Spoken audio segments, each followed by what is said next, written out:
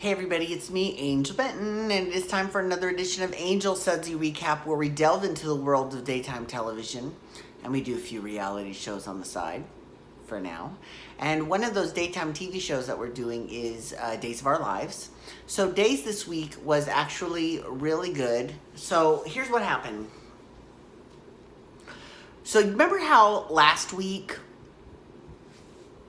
Theresa escaped from, El Fideo, and then she ended up, back at the Kiriakis mansion, and then Brady had just seen her. So this week, she explained herself. She said why she did what she did, how she wanted to keep Brady and Tate safe, and that they were her only thought.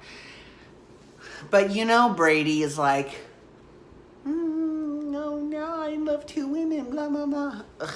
Now, here's the one thing that I enjoy about this. First of all, I'm enjoying Theresa.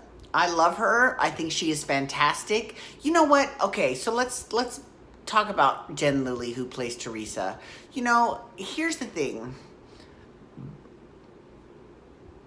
She got her start on General Hospital subbing in for Kirsten Storms, who needed to take some time off, and she subbed in as Maxie, and people were so hateful. Like, they were so ridiculously ridiculous. I mean, like, I can't. I mean, they would say horrible things to her until finally she just had it. And she's like, look, I get that you love your favorite. That's fine. But dissing me isn't going to bring her back, right? Even Kirsten Storms herself was like, I'm friends with her off camera, and I'm grateful to her for keeping Maxie on the canvas, So they ended up writing Maxie off for a little while, and then they brought her back as Kirsten Storms.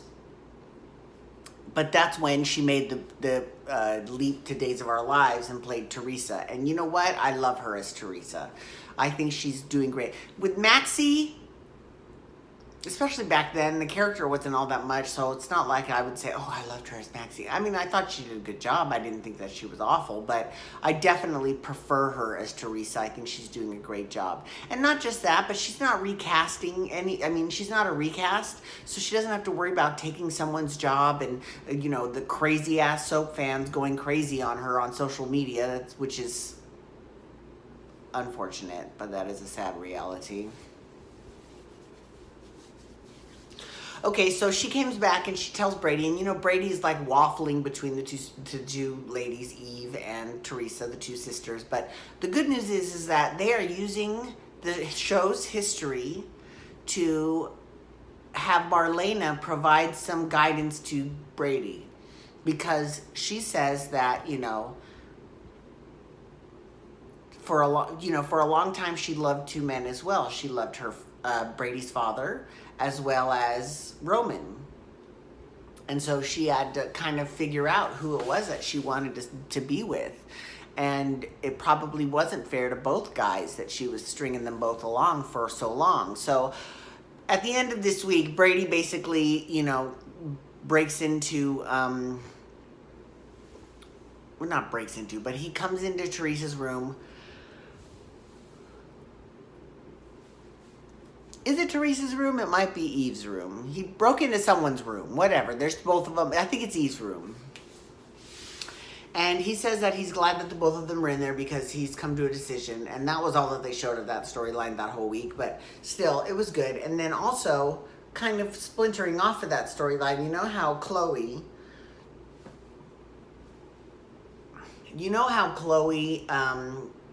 how Theresa left Chloe, basically. And basically what happened was Lucas had Paul do some investigating about Mateo.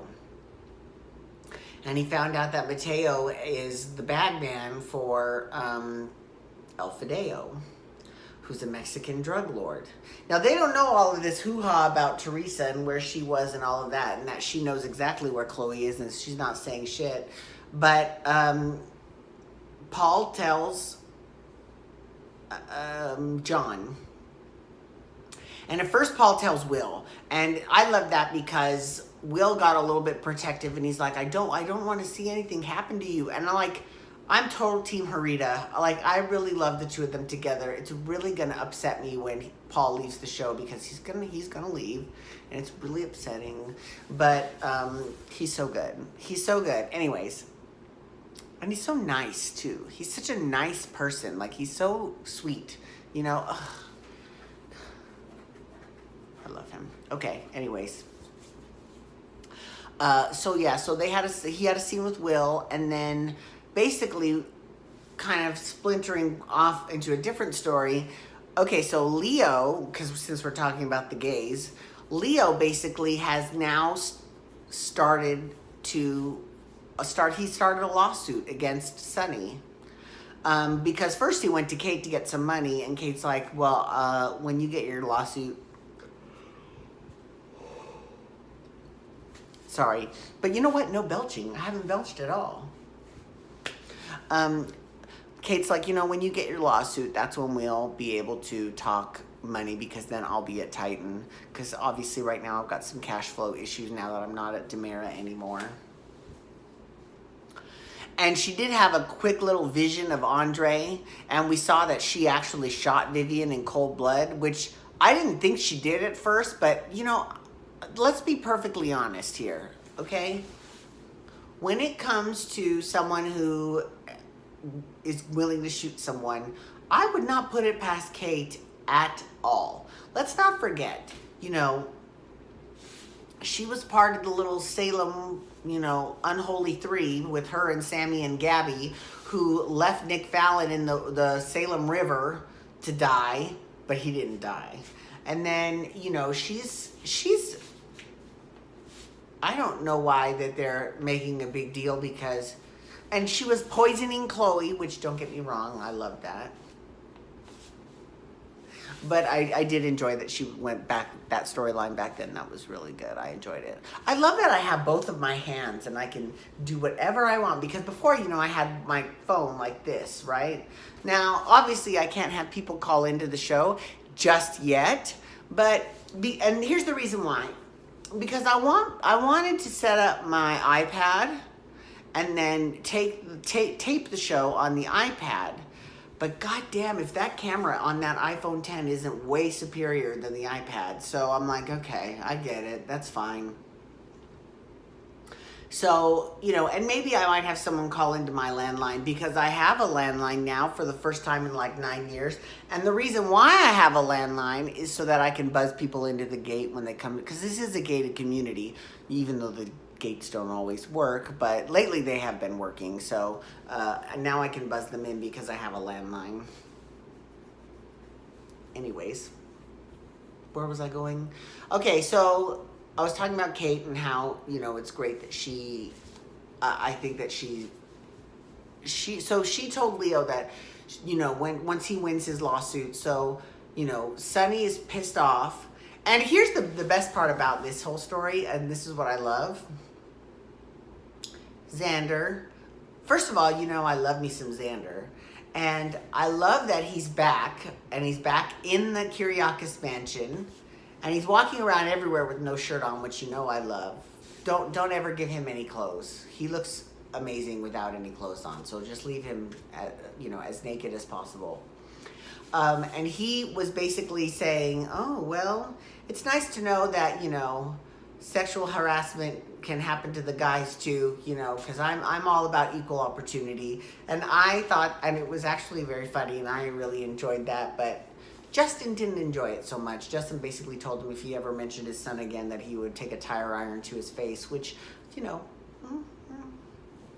I wouldn't put it past Justin to do. He is a Kyriakis, you know. So, one more storyline. You know, the whole Abigail and then Gabby and then Chad, right? So Chad stops by Melinda Trask's office. Now, you know what? I've got to give the bitch that plays Melinda Trask, I need to give her some props, because she's done a very good job. Now, she only shows up once in a blue moon, but this last time, she's been on for quite some time. So I give her major credit. Because remember when they thought that she was Gabby, or Gabby with a Y, you know? They thought that it was Melinda Trask.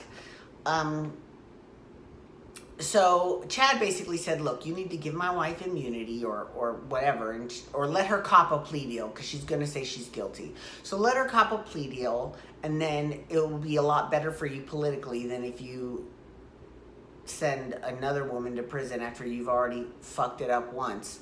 And so she took him up on it. And so Abby kind of a little bit got a happy ever after, except, now she's got to confront Stefan and what he did with her. So anyways, thank you so much for logging on today.